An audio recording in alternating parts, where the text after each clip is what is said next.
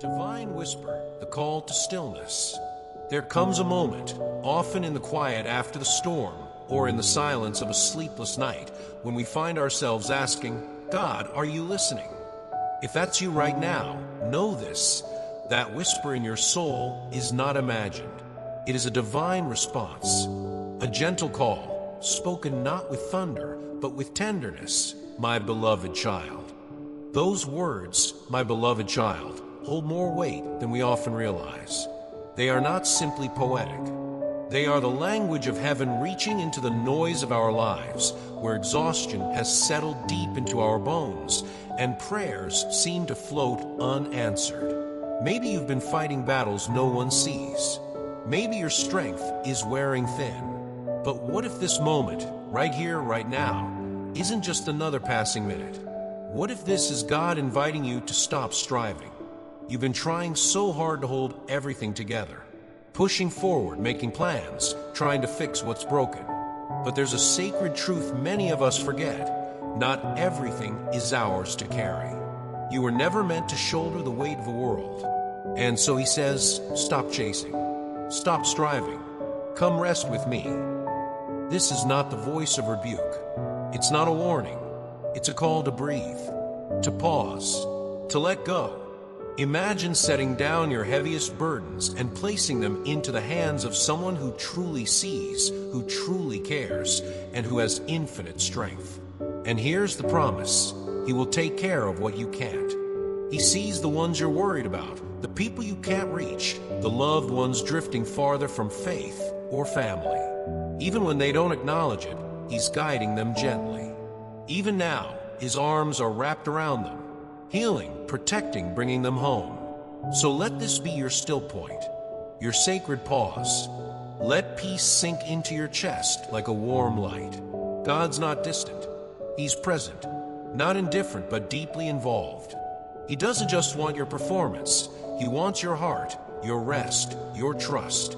Ask yourself, what would it look like to live as if you were truly loved, fully seen, and completely safe in the hands of the divine? This moment is for you, not a coincidence, a reminder from a creator of the universe that you are known and deeply loved. In his hands, your life, your needs, your future. Life can feel like a series of unrelenting challenges. Bills pile up, a diagnosis surprises you, a family member drifts away, and the future suddenly feels uncertain. It's easy to spiral into fear, fear of losing, fear of not being enough, fear of what tomorrow might bring. But there is a profound truth you need to remember. You are not navigating this alone. The message is simple yet powerful. Every part of your life, your finances, your health, your family, your tomorrow, is in God's hands. Not figuratively, literally. You don't need to know how it will all work out. You only need to know who is holding it all together. This isn't about avoiding effort or pretending pain doesn't exist. It's about shifting the foundation from fear to faith. Picture a child standing on the edge of a deep pool. They hesitate, afraid of the depth. But the moment they see their parents' open arms waiting, they leap. Not because they trust the water, but because they trust the one who's catching them. That's what faith looks like. So if you're facing financial hardship, remember this. God isn't surprised by your bank account. He is not limited by numbers. His provision often comes from unexpected places, opportunities you didn't plan for, doors you couldn't open yourself. Let go of the anxiety that's stealing your sleep and let faith take root instead. When your health wavers and the medical reports don't give the reassurance you hoped for, remind yourself, your body may be vulnerable, but your soul is anchored in the one who created it. He's not just a healer in history books, he's a healer today. Miracles aren't always dramatic. Sometimes they are quiet, steady acts of renewal that happen inside your spirit.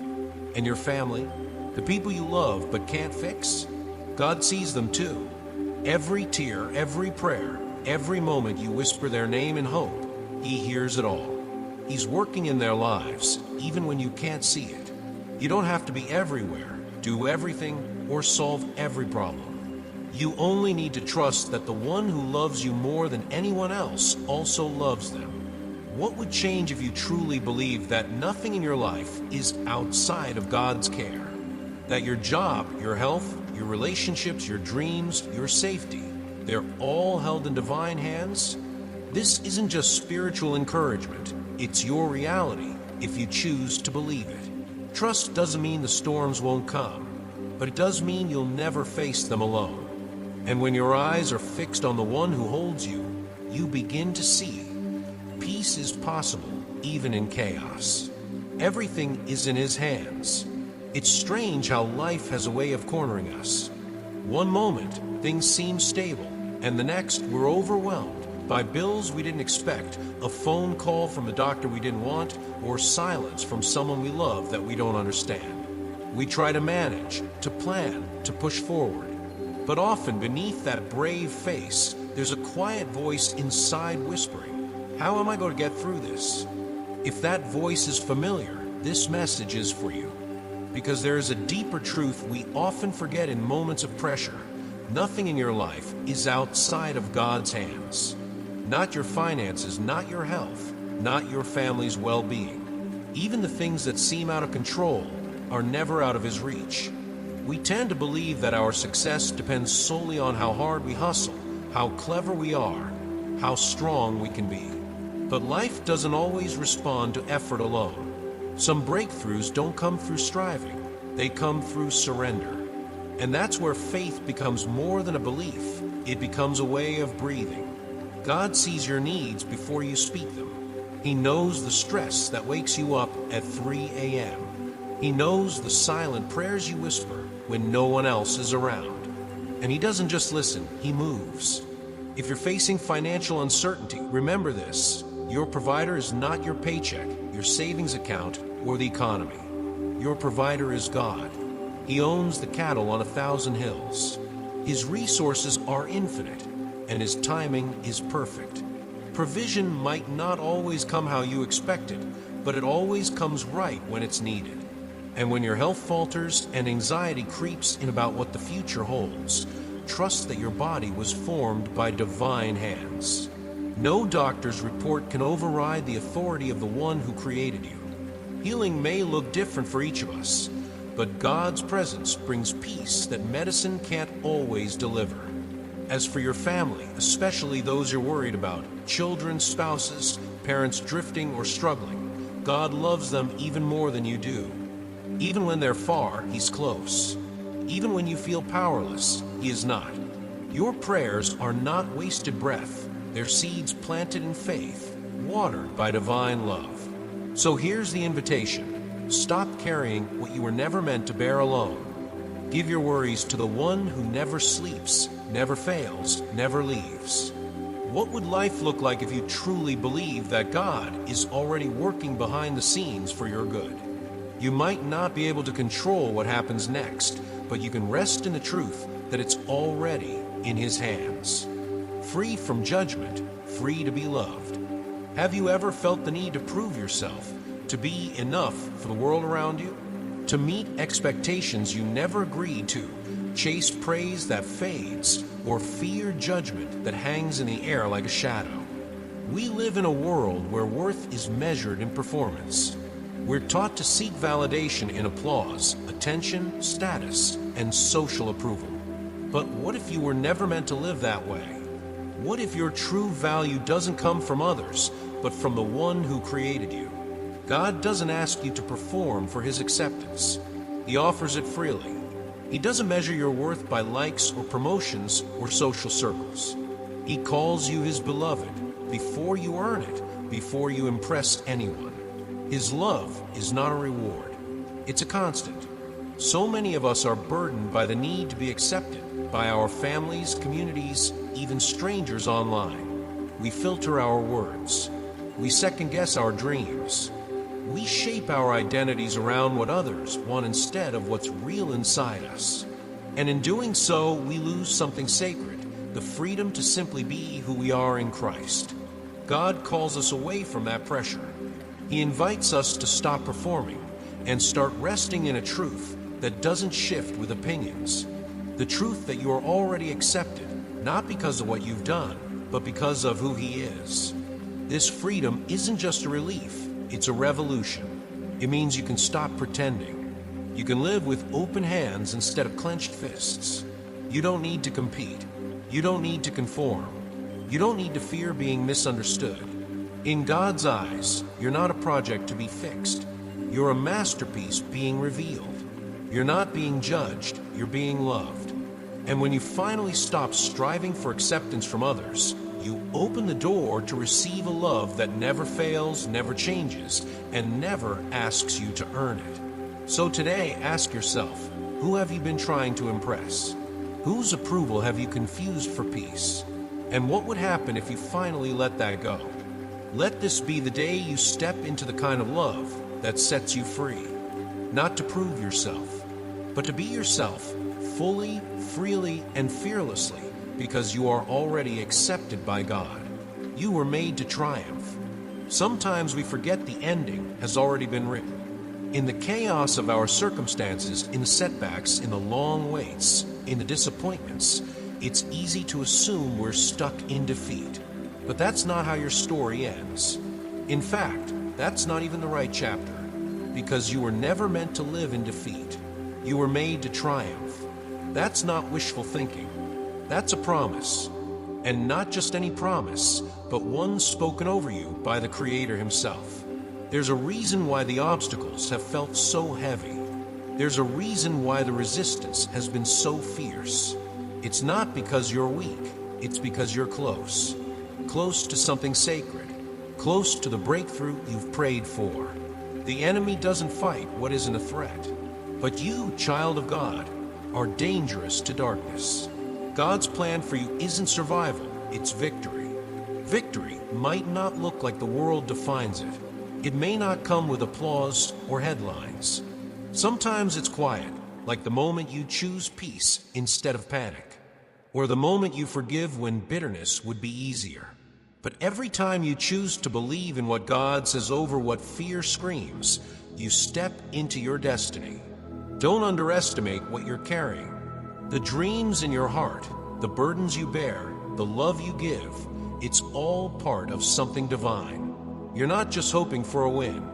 You've been promised one. You are destined to triumph. That's not just a phrase, it's a spiritual truth. A divine guarantee that no matter what's against you, the one who is for you is greater. So when setbacks come, and they will, don't fold. Don't give up halfway. Remind yourself, this battle may be hard, but it's not final. And it's not yours to fight alone. You don't walk into victory on your own strength. You walk with the one who's already conquered the grave. Faith isn't denial of difficulty, it's defiance in the face of it. It's looking at the storm and saying, I still believe. It's walking through fire with your head held high, not because you're fearless, but because you're not alone. This is your season to stand, to speak life, to push forward, not with pressure, but with purpose. You weren't chosen to fail. You were chosen to rise. And you will, because that's the promise, that's the plan, and that's the God who goes before you. A sacred calling, family, and the power of prayer. There's something holy about the quiet strength of a mother's prayer. Something eternal in the way she carries the weight of her children's lives in both her heart and her hands. Maybe you're that person in your home, the one who worries the most, who prays the hardest, who stays up at night thinking of the ones you love. But I want you to know this, you were not called to that role by accident. That burden you carry in love is actually a sacred calling. God sees it. Every whispered prayer, every tear you've hidden behind a smile, every time you've chosen to hope in silence. Your love, even when unspoken, is powerful. Your intercession, even when it feels invisible, shakes heaven. Sometimes we think prayer is passive, as if it's only words sent into the sky. But real prayer is fierce. It moves mountains, changes lives, and builds spiritual walls around the ones we love. Prayer is not weakness, it is warfare. And in God's hands, your prayers become a shield for your family. Even if your children seem distant, even if your spouse feels unreachable, even if your home feels divided, God is still working. He's not waiting for perfection, He's waiting for persistence. He doesn't expect you to control your family's journey, only to cover them with your love and place them in His care. And He promises to do the rest, to heal what's broken, to return those who have wandered, to bring peace where there has been conflict. If you've been praying for someone for years and feel discouraged, hear this: delay does not mean denial. The seeds you plant in faith may take time to grow, but they are not wasted. God has His timing, and it is perfect. And if you ever feel alone in your role, too small, too tired, too unseen, remember this: you are the spiritual backbone of your family. When you pray, heaven listens. When you speak blessing, the atmosphere shifts. When you surrender your loved ones to God, He surrounds them with angels. You're not just praying for change, you're partnering with the one who transforms. So don't stop. Keep loving, keep believing, keep kneeling. Your prayers are doing more than you know. Letting go of the past, reaching toward the dream. We all carry pieces of our past with us. Old regrets, mistakes that echo, pain that lingers long after the moment has passed. And often, without even realizing it, we let those moments define us. We believe the lie that because we failed once, we're not worthy of trying again. That because we fell, we're unqualified to rise. But here's the truth: your past is not your prison, it's your platform. God never defines you by your worst day. He doesn't look at you and see shame. He sees someone becoming, someone learning, someone who's still in process, still in motion. And He's not afraid of the mess you carry. He steps into it with grace. Maybe you've made decisions you regret. Maybe your past relationships, choices, or seasons have left scars. But none of that disqualifies you from the future God has for you. In fact, it might just be the very thing He uses to shape your strength. Think of every dream you've quietly buried. The things you once hoped for but gave up on because life got hard. God hasn't forgotten those dreams. He placed them in your heart for a reason, not to tease you, but to lead you. And the beautiful thing, if He gave you the dream, He's also made a way to fulfill it. Even if it looks impossible now. Letting go of the past doesn't mean pretending it never happened. It means refusing to let it dictate your next step. It means standing up, brushing off the dust, and saying, I am not finished yet. Because you're not. There is still more in you. More healing, more purpose, more beauty. Your best days are not behind you. They are waiting just ahead, on the other side of faith. So ask yourself, what have I allowed to define me that God never intended? And what if I gave Him permission to write a new story from here? You don't have to know every detail of the future. You just have to believe it's worth walking toward. Let the past go. Let the dream rise. Faith in action, when belief becomes movement. There's a point in every faith journey when we have to decide, will I only believe or will I live what I believe? Faith isn't meant to stay in the mind. It was always meant to move through the hands, the feet, the heart. It's one thing to say, I trust God. It's another to walk into the unknown with nothing but that trust to carry you. And yet, that's where transformation happens. Faith that stays safe isn't faith, it's an idea. But faith that's lived out becomes a testimony. It becomes the moment you said yes when it scared you, the time you forgave when it hurt, the choice to hope when doubt felt easier. God never asked for perfect performance, but He does ask for obedience, for courage, for steps, even if they're trembling. Maybe you've been feeling stuck, paralyzed by overthinking, by fear, by uncertainty. You keep waiting for the right moment, the perfect sign, the clear path. But here's something to consider. What if the path doesn't show up until you take the first step? Sometimes the miracle isn't waiting at the end of the road. It's waiting at the first movement of your feet. Faith doesn't mean you have all the answers. It means you trust the one who does. And here's the beautiful part. When you take action based on faith, heaven responds. Opportunities unfold. Strength rises. Clarity comes. Not all at once, but enough to keep going. Living out your faith may look different for each of us. For some, it's starting something new. For others, it's staying steady in something hard. For you, maybe it's finally letting go of what God asked you to release. Or maybe it's picking up something He's been waiting to give. Whatever it is, don't let comfort keep you from calling. Don't let fear stop you from faith. You were made to live boldly, not recklessly, but faithfully, fully, with both feet in. Faith without action is like a flame without oxygen. It flickers. But when you breathe life into it through trust and obedience, it grows into a fire that can't be ignored. So what does faith look like in your life today? Not just in theory, but in practice? Take that step, even small one, and watch what God does with your courage. A personal word from God, just for you. Some messages aren't meant for the crowd. They aren't designed for mass consumption, nor wrapped in fanfare. They're personal, quiet truths spoken directly into your heart, as if time stops and God leans in to whisper your name. This is one of those moments, because right now, God isn't speaking in generalities. He's not delivering a message for the world. He's speaking to you, by name, to your soul, into your story. Maybe you've heard that before and didn't believe it.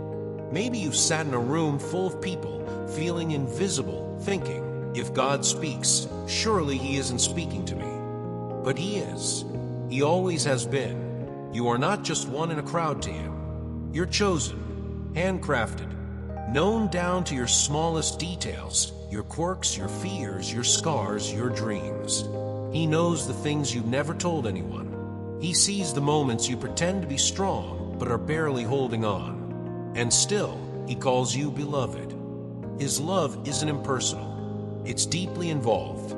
He walks through your days with you, not just the spiritual ones, not just the dramatic ones, but the ordinary ones too. The dishes, the deadlines, the tears cried silently on the commute home. He's in it all. And when the world tells you to blend in, to follow the current, to silence your convictions, He says something different.